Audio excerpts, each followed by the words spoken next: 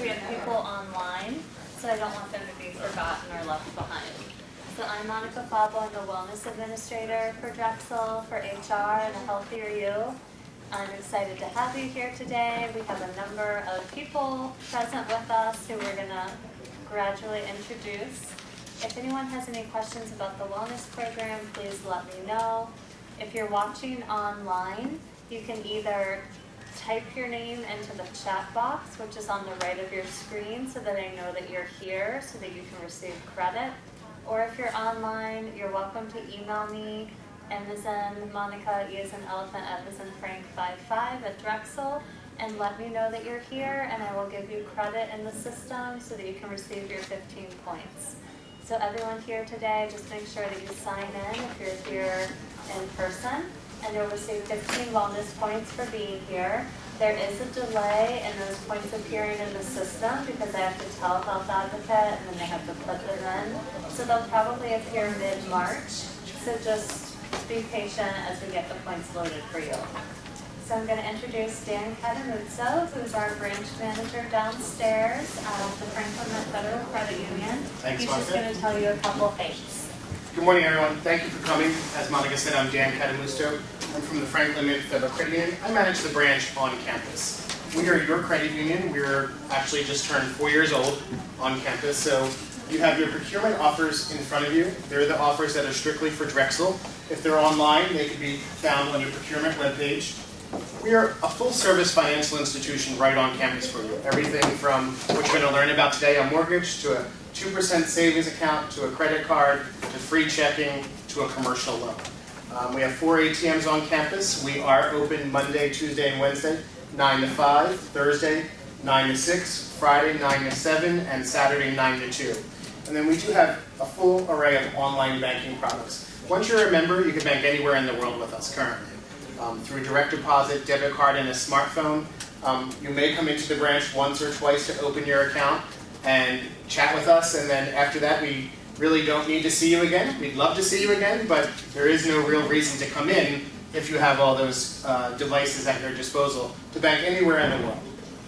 Also, feel free to come in after today's seminar and ask questions of myself or my staff. We'd be happy to answer them, even if you're not a member. We'd be happy to have that conversation. Just let them know that you attended the seminar, and then if you have any questions just in banking in general, we'd be happy to answer them for you too. Once again, we are your credit union, and we are here for your use. Have a great day. Thanks. I'm going to introduce Beth Manley. Beth?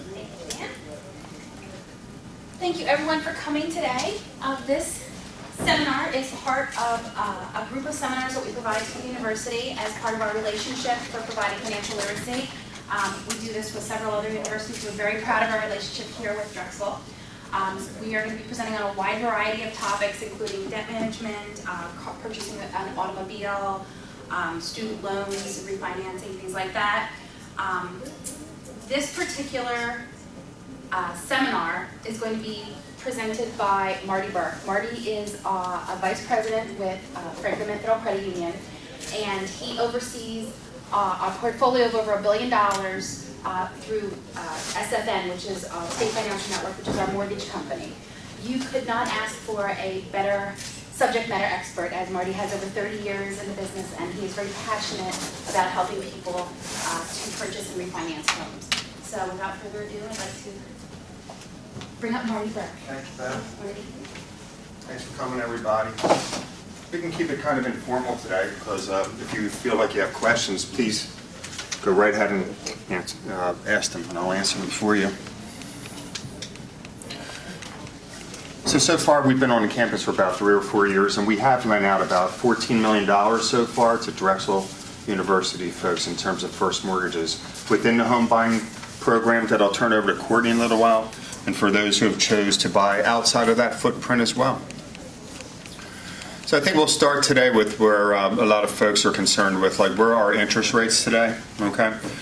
So interest rates have begun to rise, as we can see by the graph here. This is a chart from Freddie Mac, and this chart is from last Thursday, but what we're noticing is, yeah, we're definitely on an upward climb from about last summer, okay? And we were well under 4% at that time, around 3.75%. So we were still near historical lows at that time, but rates were, as I said, beginning to increase. A lot of times we hear about the Federal Reserve raising interest rates, and that does not have as much of an effect on mortgage rates as does the movement of the 10-year bond yield, okay? So we even know rates have increased from about 3 7/8 to 4.5%. What does that mean? So on a $200,000 mortgage amount, that would be the equivalent of about a $73 difference in your mortgage payment. So depending upon where you're at, that can be substantial. Historically, over the last few years, you can see that rates were about 4.17 last year, so it's not that far different. Rates seem to kind of come down, if they're going to come down again, around spring and summertime. But I'm not sure. As I say at the bottom of this slide, the Mortgage Bankers Association has forecasted rates to be about 4.8% by year end. I won't be surprised if it's going to be about 5%. Okay. So with that 10-year bond yield, that was at a historical low recently. It was about 1.8%. As that continues to rise, that's definitely moving towards 3% now. And so rates are normally about 2% above that 10-year bond yield. So again, it's not the Fed rate that mortgage rates are based on. It's the movement of the 10-year bond yield. So that being said, I still think rates are very favorable from a historical perspective.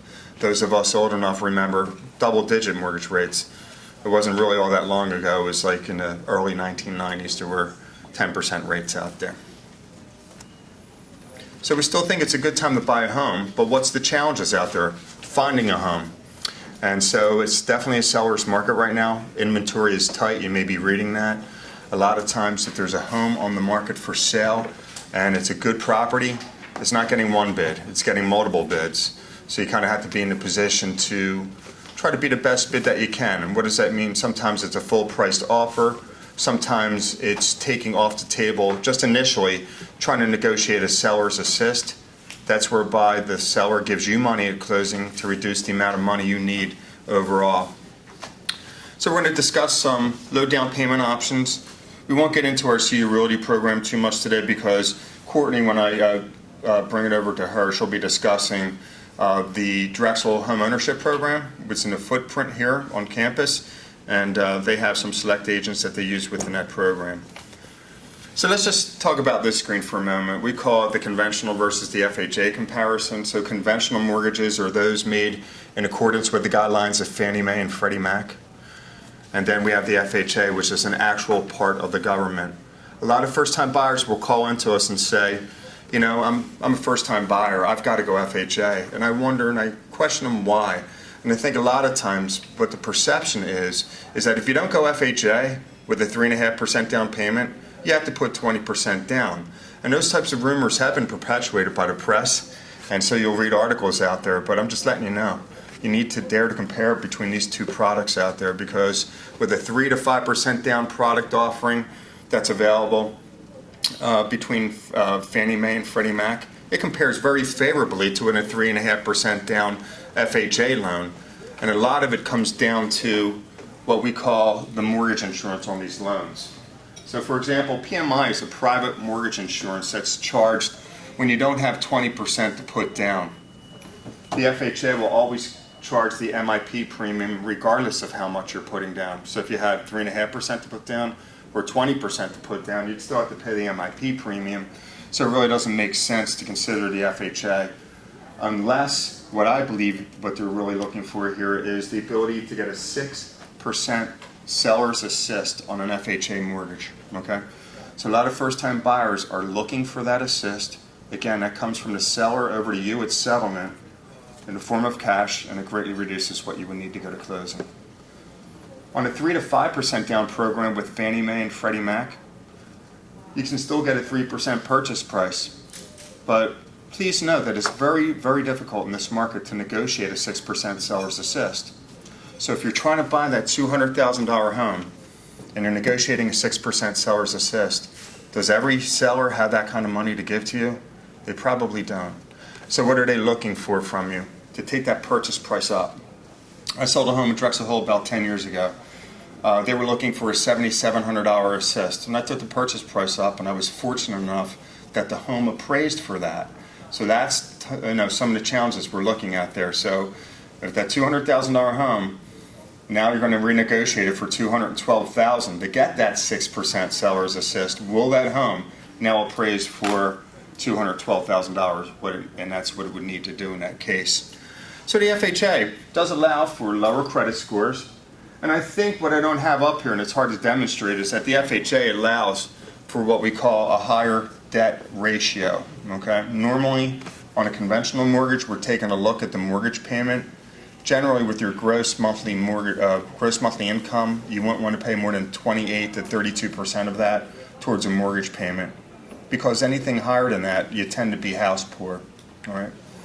And then you take into consideration everything else going out in a given month between auto loan payments, student loans, revolving credit card payments, and then they take the total between the housing expense payment plus everything else going out, divided into your gross monthly income. And if that exceeds 43 to 45%, you might not be able to get qualified for a conventional loan. Now, on the other hand, I have an FHA loan going right now. The score is 760. The person has outstanding credit. They have no money. They're looking for that 6% seller's assist, and their total debt ratio is 53%. Okay? So I'm not sure if you would want to be put into that loan product, okay? Because it's just tough to try to make your monthly payments every month when you have that much going out. Remember, it's based upon your gross income, not your take home. Okay? So with the FHA mortgage insurance premium, it's a permanent part of the payment until the loan is either refinanced or the property is sold. So it stays on it for quite a long time. The PMI can eventually go away after 2 years, and if you pay down extra principal on it, between years 2 and 5, you can pay for another appraisal to see whether or not you have 25% equity in the home. And if you do, we'll drop that private mortgage insurance for you. Okay. The other thing with the private mortgage insurance, did anybody here last week, you may have read that the tax reform plan was signed into law on February 9th. What did it give a provision for? All private mortgage insurance was a tax write-off for households earning $100,000 or less, phased out up to $110,000. And so the PMI for these folks were actually, if you were paying $70, $80, $95 a month, they were able to put that into their itemized deductions to see whether or not they could write that off. Now, isn't that like a little too late to find out, really? 5 weeks into the new year. So, in other words, a lot of folks may have already filed their taxes, then they find out about it, and then maybe their 1098 from their lender didn't have PMI on it. Now they're calling their lender back. So it's created quite a bit, and it's never good. Most years when you have PMI, Congress decides whether or not PMI will be a tax write-off around October or November of each year. So you're kind of waiting to hear whether or not that's going to happen anyway. So again, sometimes this is potential tax write-off. The FHA MIP premium is never. Okay. The credit union also now offers, well, we always have, we can offer you 2 mortgages to avoid PMI, known as an 80-15-5. Or if you have 10% down, you can do it as an 80-10-10. That just means the first mortgage is equivalent to 80% of the purchase price. And the second is going to be in the form of a home equity loan. That's either 15% of the purchase price or 10% of the purchase price. I went through that pretty quickly. Any questions about the differences between the FHA and the conventional loan type? Over 80% of the market does go with conventional mortgages. About 15% do government lending, of which 10% is FHA, the other 5% is USDA and VA. Okay. So acceptable property types, we do owner-occupied 1 to 4 unit primary residences, 1 unit second homes. That means it's in a place that's of a considerable time and distance from your primary residence, so it would function reasonably as a second home. So around here, that means the Jersey Shore, the Poconos, it can be property in Florida, it can be South Carolina, somewhere like that. We do 1 to 4 unit investment properties. A lot of times I think folks get confused between a second home and an investment property. So if you own a property today here in Mantua and you're buying a home a couple blocks away, that's not a second home, that's an investment property. Okay? Unless you're going to say you're either going to sell the previous home or the home you're going to buy next is of a considerably greater value, okay, than the home you presently own, okay? We do acceptable condominium projects, planned unit developments, and all fee simple properties. when we use the word acceptable, what we're looking for is all lenders have the right to the condominium project to make sure that it meets the guidelines of Fannie Mae and Freddie Mac. And what they're looking for is they're looking at the project's budget to make sure it has enough capital for capital expenditures, that there are no more than 10% of units owned by one person, and are making sure that no more than 15% of all homeowners are more than 30 days delinquent on their association dues. Things like that make sure that the condo is healthy. Just to let you know, we do some portfolio loans, meaning we don't sell them to Fannie Mae or Freddie Mac on non-warrantable condo loans. So if you're looking for a loan on a condo that some other lender may have said is not acceptable to them, give us a ring. We may very well take a look at it for you. We don't offer mortgage financing on rented land, mobile homes where the wheels are still affixed. The credit union does do RV loans, but that's not our area here today. And we don't do converted hotels. We do commercial property, okay? We're working on a commercial project right up the street here, Summer Street Projects next to View 32. You'll see that there's going to be a group of 3 buildings being built. There's going to be 4 condominiums there. And we did the commercial financing on that. We're also going to do the individual residential financing on it as well. And we don't do unimproved land. That's known as a lot loan. That's just a tough loan to get anywhere in the market. Okay. So more about this 3% down payment product, okay? Particularly if you're considering buying within the Drexel footprint. It's good for 1 to 2 unit primary residences. A lot of times I address these seminars to folks who are looking to get in with the minimum down, okay? So 1 to 2 unit primary residences, 1 unit you can get in with 3% down. You can buy a duplex, but you have to put 5% down, okay? Just as an aside, FHA will allow you to buy a 1 to 4 unit property with 3.5% down, so keep that in mind. We have reduced private mortgage insurance in this program. It says qualifying income up to 100% of area median income, which is true, but if you're going to be buying a property within the Drexel footprint, all properties are eligible because of the census tract that it's in, okay? So all properties are eligible for 3% financing. No income limit for eligible properties. No minimum contribution from your own personal funds. They say that. That's what Fannie and Freddie says. You don't need an investment of your own money, but rarely have I seen somebody get into a house without some of their own money. What they're saying is you can try to get in with 3% down, use the Drexel benefit, perhaps get a gift and a seller's assist, and maybe you can get in without any of your own money, okay? But there's no doubt that it helps to have some savings of your own. And then we ask that you have to provide a home ownership education certificate prior to closing. It's simple. We provide you with a link. You go online to our mortgage insurer, you answer a couple basic questions, and you move on from there, and they will issue the certificate and we'll receive it. Everybody have a pretty good idea of what their credit score is. You don't have to let me know what it is or shout it out. I've had that before. Yes, I got a 574. No, I'm good. You don't need to know that. But so where do you go to get this information, right? We're hearing it from Discover. We're hearing it from our Capital One card. We're hearing it from our banks that we do where we do our banking, right? So if you're a member of the credit union, we give it to you on your monthly statement, and I'm sure you're hearing that as well. There's over 60 scoring models out there, all right? And that's what can be confusing. A lot of times people will apply for a mortgage with us and say, wait, you're saying my score is like a 683. I have it as being 712, all right? Well, the important thing to know is that we are pulling all 3 credit repositories, Equifax, Experian, and TransUnion. And if it's just one person on the application, we're using your middle score, and that's called the underwriting score. If it's a joint application, we're taking the middle score of one applicant, the middle score of the other applicant, and using the lower middle score. So it's not unusual for us to try to take somebody off of an application if somebody has a lower score to see whether or not the other person can qualify on their own still. Both people stay on the mortgage, okay? Just one person gets removed from the application. And at settlement, only one person signs the note. That's the promise to repay the debt. So we see that quite a bit. We do what we can to make the applications work. And a lot of times, Fannie, Freddie, and FHA are still using classic scoring models. They're a little bit lower than what you may be seeing when you're applying for a consumer loan, such as a home equity loan, an auto loan, or a student loan. So the best place to go, honestly, is annualcreditreport.com to get your own free file disclosure.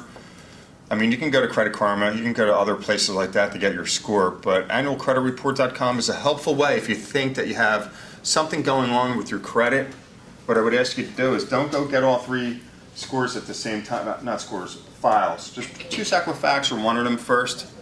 Attack the account that you think is causing you an issue, and then once you think it's been fixed, go pull the Experian one to see, make sure that it looks like it's been cured out there.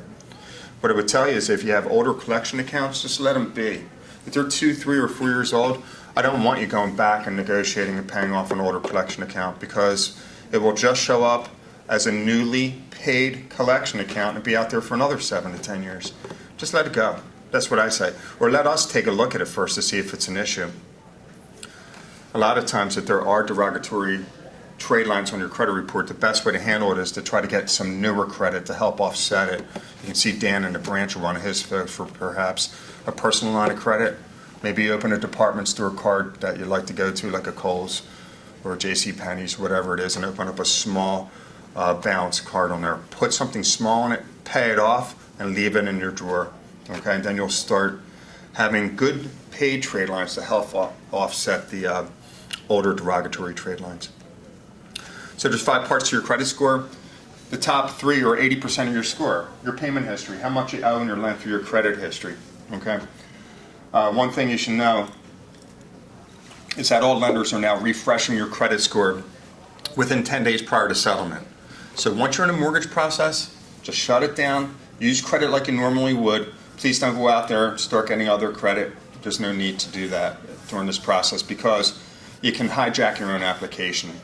I had a guy went out there and I said, Rob, you know, we're within a couple of days of closing here. What's with the Best Buy inquiry? Yeah, well, I went out and I got 2 TVs and the extended warranty on it, 16 grand worth, all right?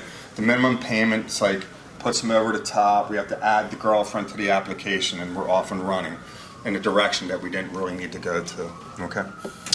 So the second point about how much you owe, that has to do with your revolving credit. So let's say you have $20,000 of revolving credit available to you and you have $12,000 out on it today. That means your overall utilization of that revolving credit limits is over 50%. That's going to result in a lower score than it would be if it was $10,000 or less. So try to take a look at that if that's the kind of situation you may be in. And just, I don't need those cards paid to zero. I honestly want you to have savings to go into this transaction as opposed to worrying about paying everything to zero because you may not get to where you need to be. Savings is key, even though we just discussed some low down payment options. Okay? Length of credit history is always important because I believe it's skewed towards the younger folks who maybe don't have installment or a good mixture of revolving credit. So it's tough for them to get up and running. I mean, with my own children, we started the credit union with a personal line. Then I got them their own credit cards. I've never co-signed anything for them. And then they're out with their own scores now. They're in the low 700s, even though they're about 20, 22 years old, something like that. Okay. Any questions about credit? How we view it? How it's derived? Yes, Courtney. Do you encounter any clients that have no credit score? And how does that work? On our side, with the mortgage side, I don't see much of it, but I know the consumer loan side sees that, and they will make some credit decisions for personal loans and even car loans for those who don't have a credit profile yet. But when it comes to mortgage shopping, I don't see much of that. Mostly everybody has enough trade lines or accounts to generate a score, and that's normally 2, at least 2 accounts. The private mortgage insurers like you to have at least 3 accounts out there that are paid and generates a score. Good question. Thank you. Marty? Yes. I have a question from the crowd. Yes. Someone is asking, what about properties that are mixed, like commercial and residential, or residential that also has a rental? Right. Yeah, can you Okay. address that? So mixed usage to me would be something that is a storefront on the first floor with apartments above it. Okay. The credit union does do those, Okay. but I don't do them as residential on our side. It comes down to what the zoning of that property is. Okay. If it's residentially zoned, I might be able to do it. Okay, it all depends upon what kind of comparable sales will our appraiser be able to find. If not, our commercial loan department will do them. Okay, Okay. great. And- And I have just one more request. Sure. If you could repeat the question before you answer it. Sure. If people are online or having Yeah, trouble sure. hearing. Yes, the only question asked so far was if you have a limited or no credit profile, would we do those types of mortgages, and have I seen them like that? And the answer was just briefly that I don't see them much on our side, but Okay. you know, the credit union does see them, and we'll give some consumer loans for those types of folks. So the free pre-approval program, most real estate agents are going to want you to be pre-approved before your search for a home begins, all right?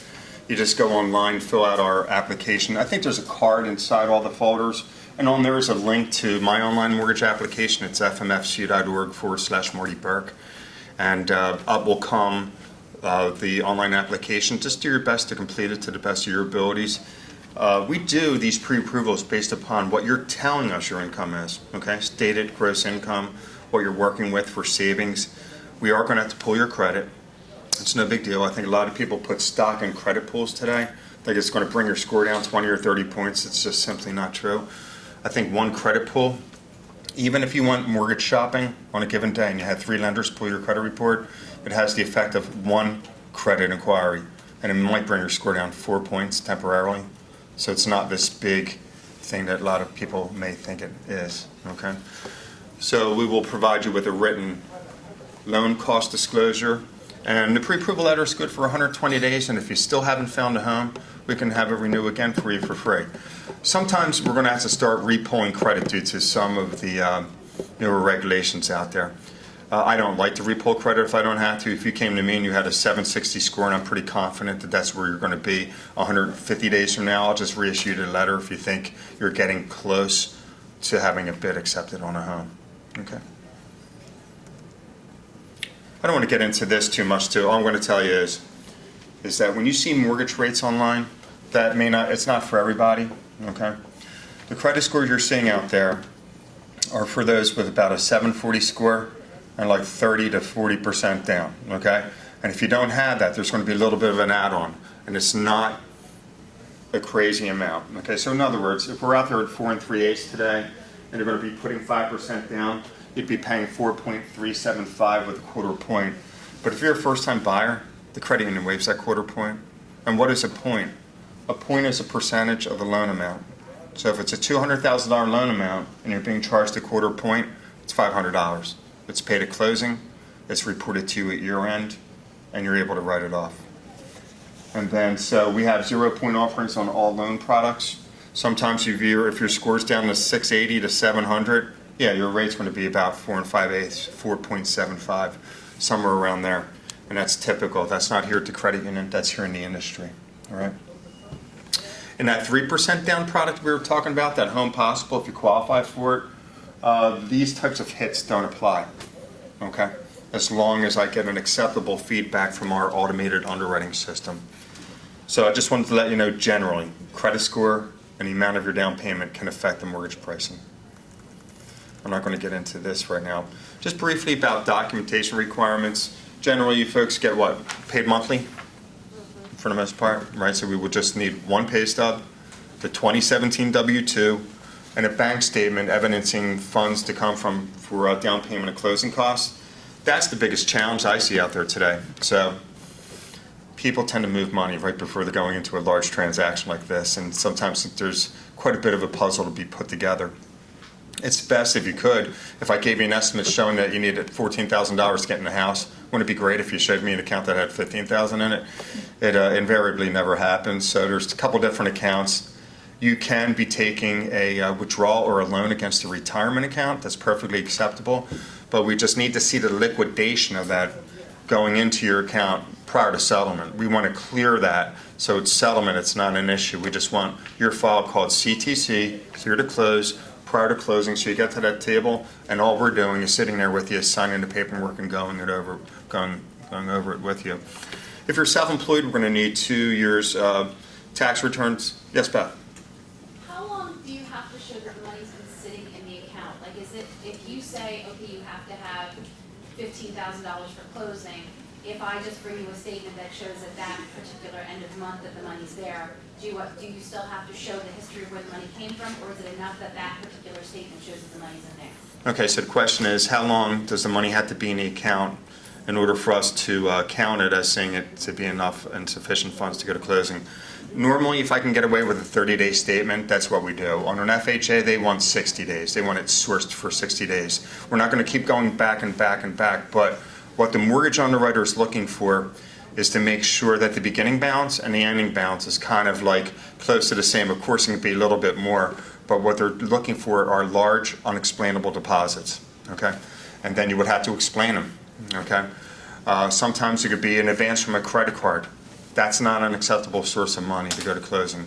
Cash at hand that you may have at home is not an acceptable source of money to go to closing. So what I would tell you is, if you have that kind of money at home, you may want to just start depositing it into a financial institution, so when you're in the formal mortgage process, it doesn't become an issue, okay? And a lot of times too, gifts are given by relatives, and that's perfectly acceptable as well. What we ask on the gifts is that they're given at the time of settlement in the form of a cashier's check made payable to the title company, okay? Because if you get those gift funds in advance, the underwriter now may want to see the donor's ability to give the gift.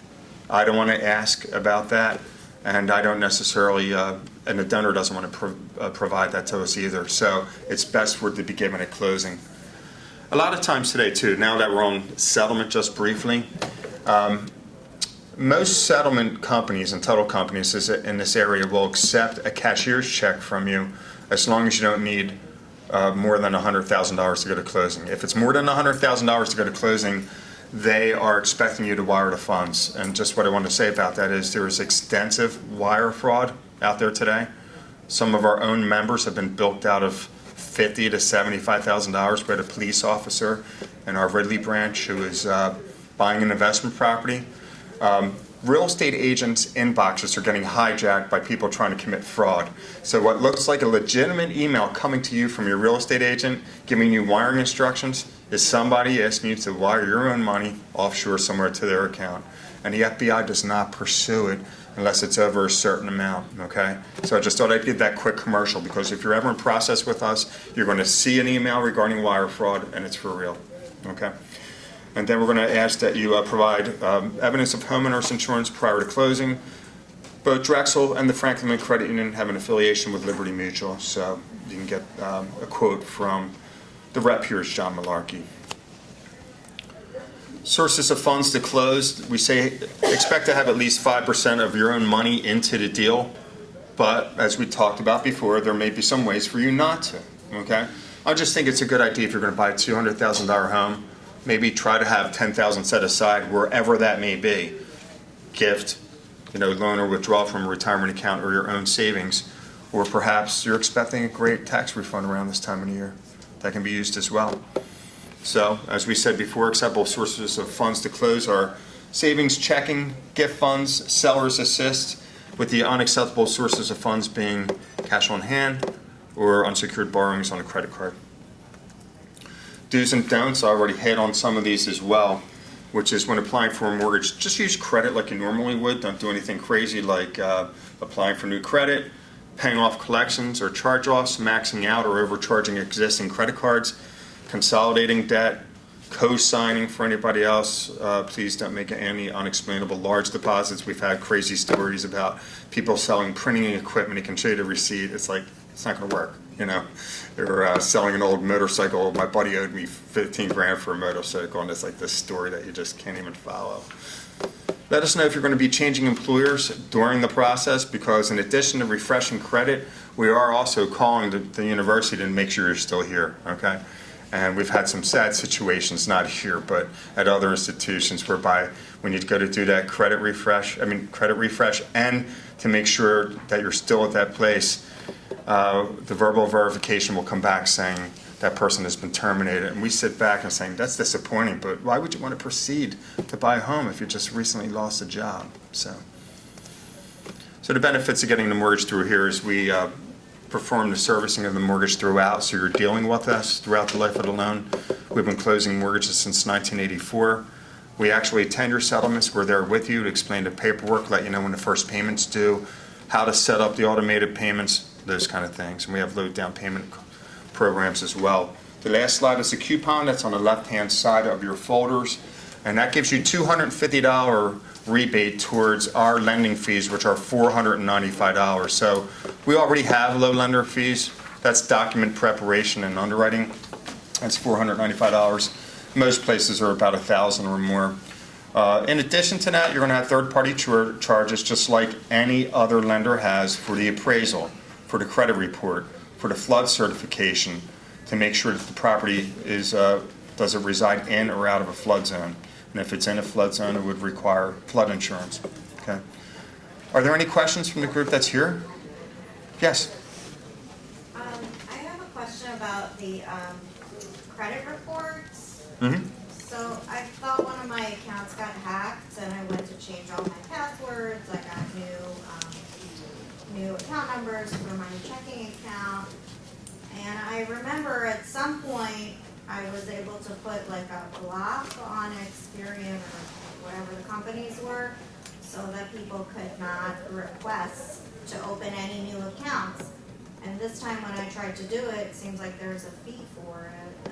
Do you have any thoughts on that? I'm not aware of the fee. So the question again for those who aren't here is a lot of times people are experiencing fraud in this environment today on their accounts, and they want to put a freeze on the repositories from folks like us or any other lender from being able to pull your credit report.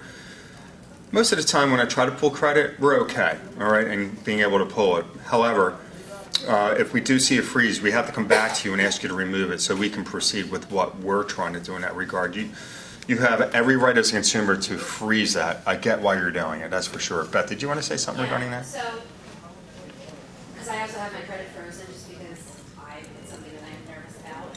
So if you are under 65, unless you've had a major issue, it's typically $10 to freeze, to put a permanent freeze on each of your credit bureaus. And they give you a PIN, they should give you a PIN when you put that freeze in place. Now what they can do is you should be able to give that PIN to any lenders, and they should be able to use that to access your credit bureau. The other option is that you can do, I believe it's a 24-hour unfreeze, or you can do a complete unfreeze. And there is a cost, it's another $10 to do those. The other thing is too, So $10 per company. yes, to $10 unfreeze. to unfreeze. Right, so I just have my pins handy, so like I know if I need to apply for a loan, like to get an auto loan with us, there's a spot when they pull my credit that they can put those pins in and they can pull a bureau. Again, SFN might be a little bit different, but you do get those pins. The other thing is too, to be aware of, even if you have your credit frozen, if somebody has a relationship with you already, so like your credit card companies can still look at your credit. Also, you can still go to annualcreditreport.com, even if you're frozen, and you can still get your credit report. That freeze does not affect that. It affects other things, but it doesn't affect it, because I've done it myself, and I was like, oh my gosh, what's going on, I'm not frozen. But I called them and they said, no, it doesn't affect that. The other thing is too, there was a recent change with annualcreditreport.com, that if you, and this is just in effect this year, if you go and you get your free credit report, you find something on there that you dispute, you can go back after 60 to 90 days and get that same credit report for free again to verify that the dispute has been resolved. And that is a recent update as of 2018. But just be aware that you're going to need those pins, or you're going to need to unfreeze it if you want anybody new to be pulling your credit. Okay, for those who aren't here with us, just to try to explain what Beth from our credit union was saying, was that you can pay a fee of about $10 to each repository in order to unfreeze so the lender can pull the credit at that time.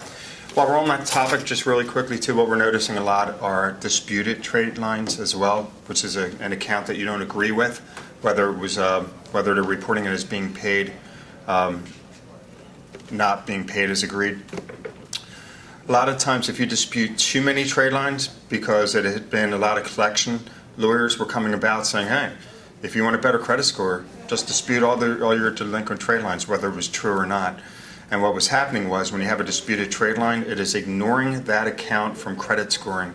So Fannie, Freddie, and the FHA caught onto this, and so those folks out there with a 678 score, once those freezes were removed, or those disputes were removed, I should say, the score was back down to the 560 to the 570 that it really was. So what happens with too many disputed trade lines is that our automated underwriting systems shut down, and the only thing it's going to tell me is not whether you are approved or not for a loan request. It's going to say too many multiple disputed trade lines, and it just shuts it down. Any other general questions? If not, I'm going to turn it over to Courtney. Monica, were there any online questions? No online, and I'll pull up her slides. Thanks so much. Thank you, Marty.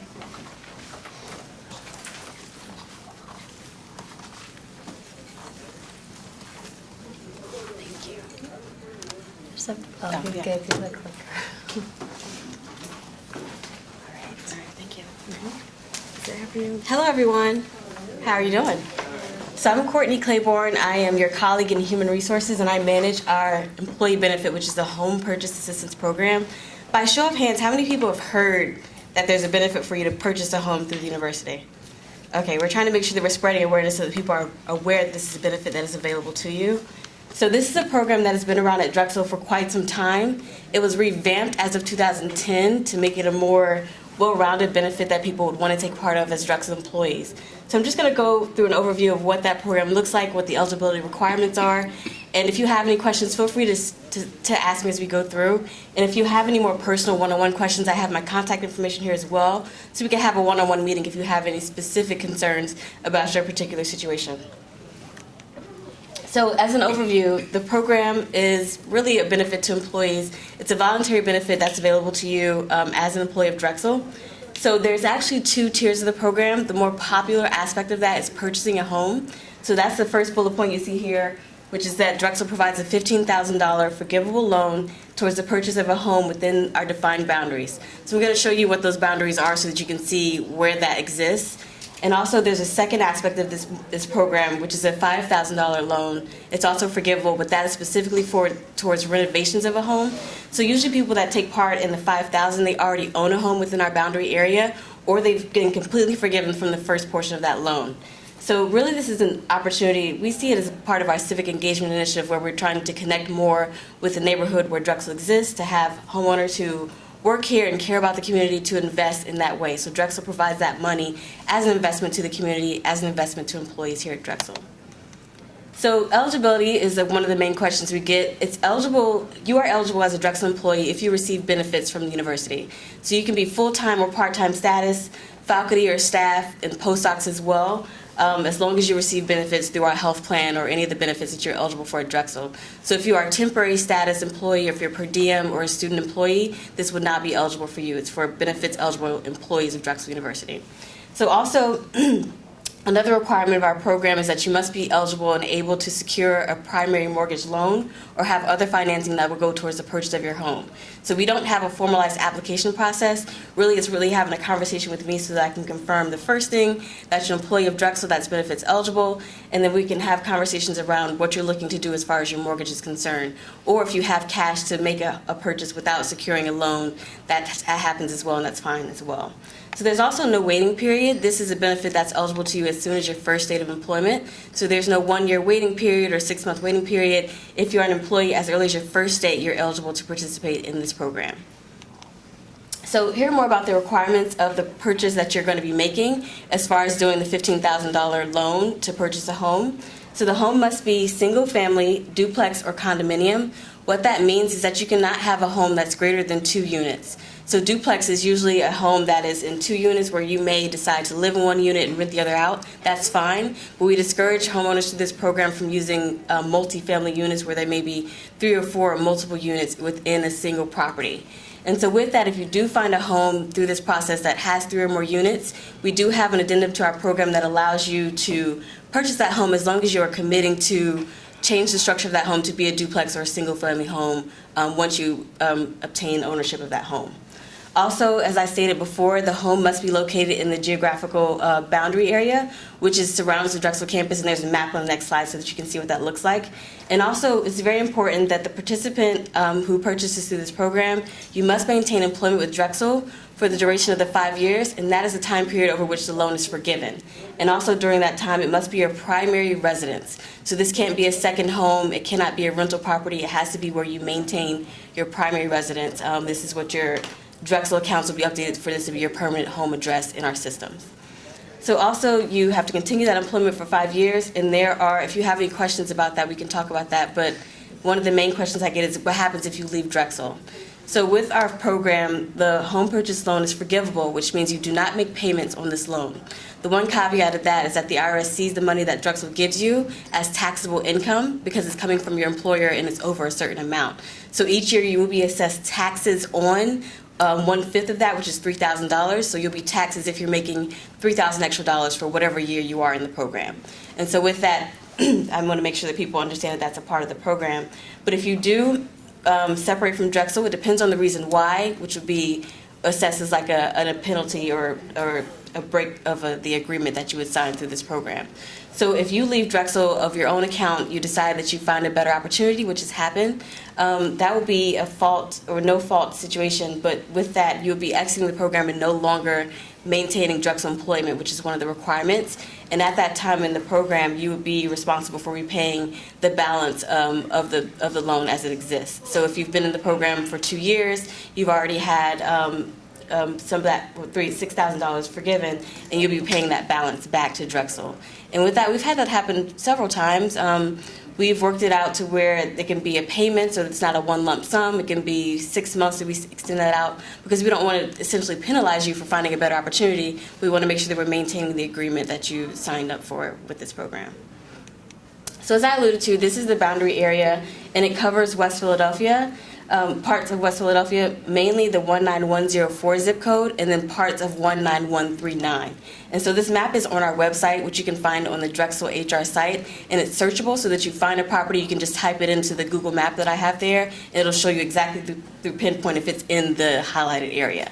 So the program extends from 31st to 48th Streets, which is from 31st Streets, which is here, well, actually pretty much outside of our building here. And also from north to south, it goes from Girard Avenue down to Chestnut Streets. And so that's a pretty large area. Some of the neighborhoods that are in this boundary area includes Powelton Village, Mantua, West Powelton, and also parts of Belmont and Mill Creek, which are some of the neighborhoods that are here. To date, through the program since it was revamped in 2010, we have had 57 of our colleagues, faculty, and staff that have purchased within the boundary area. And I want to say that a majority of them are in West Powelton, which is here, and that's they're around the Powelton Avenue area and going a little bit northward. And that's where a lot of our homeowners purchase, because those homes are usually the ones that are recently renovated. The makeup of those homes are usually 2 to 3 bedrooms, 1.5 baths, and usually they have finished basements as well. So it's really ideal for you if you want to take part of this program to understand the neighborhood makeup, to make sure it's somewhere you're comfortable living, to make sure that the homes there have the makeup and the must-haves that you need as far as what you're looking for in a home. So some of the program stats, as I said, well, actually 58 total homes purchased. We've been really busy this winter. We've had 6 homes that have sold and closed since January 1st of this year, which is pretty heavy traffic compared to how we usually work. We've had 10 renovation loans, and those were renovation loans for people who already owned homes in the area and then became Drexel employees. So that's a nice benefit to them to be able to take part in that and do improvements around their home through the Drexel funds that are provided. The average purchase price is $201,000, so that's the price that most of the homes go for in the area. On the very low end, we had a staff member that purchased a home that was $55,000. So she purchased it using the Drexel money and then went back and did a lot of renovations because it was a blighted property. And then on the high end, the highest purchase we've had was $435,000, and that was in Powelton Village, which is a more expensive area. Those are the larger Victorian homes that maybe 6 or 7 bedrooms, and those homes could be upward of $1 million. So it's just, you have to think about what your financial structure is. So as far as the number of loans that Drexel has granted, as far as the $15,000, that totals $877,000, which has been Drexel's investment into the West Philadelphia community where we exist now. And this is just a picture of some of our colleagues. Both of them actually work at Drexel, and they purchased last year. And another question that I get is if you have a partner that works at Drexel, the loan is only eligible for one time for each property. So if you have 2 employees, that doesn't equal $30,000, it's once for that one address.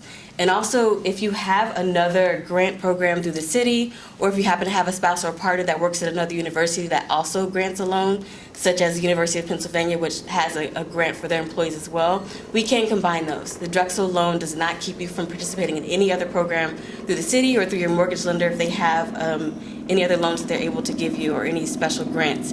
So this can be combined with other programs, and that does happen quite often. So how does the program work?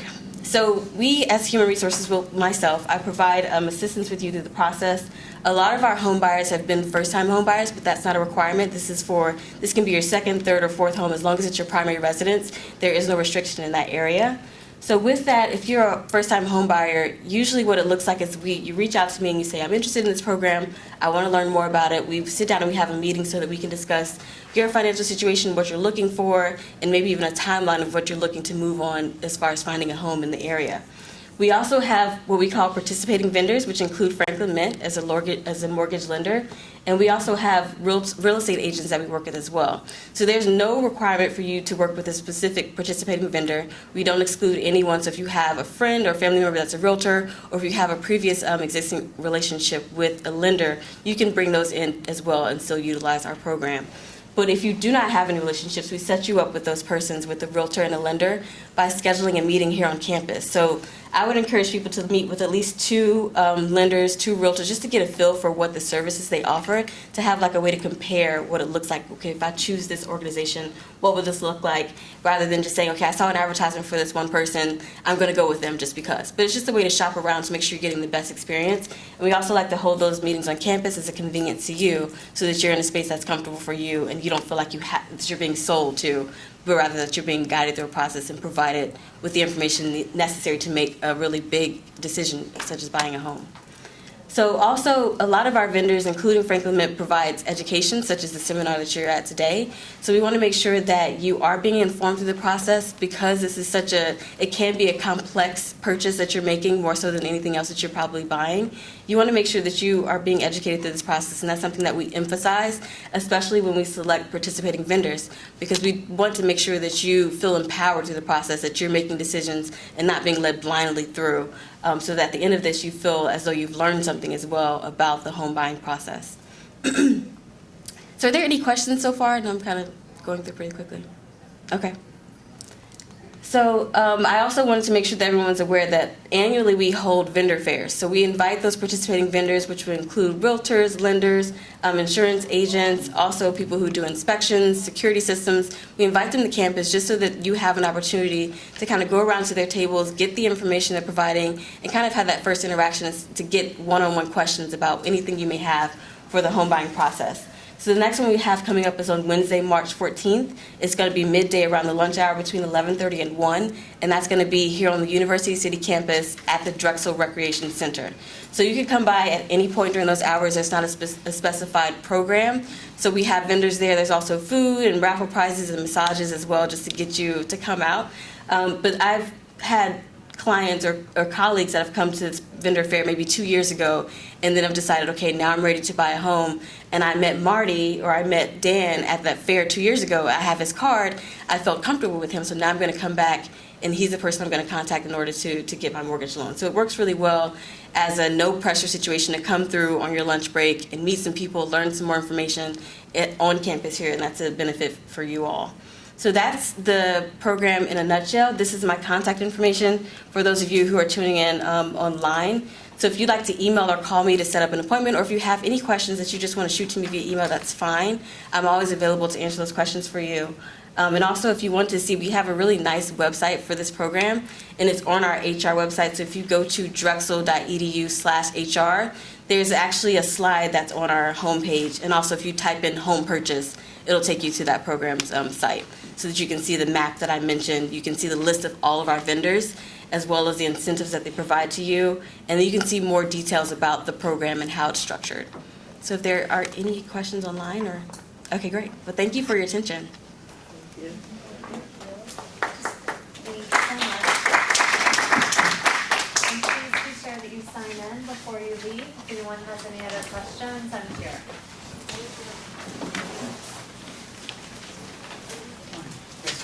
You had said the gross monthly max is 20 to 33, and then there was another 40. 43 to 45%. That's all.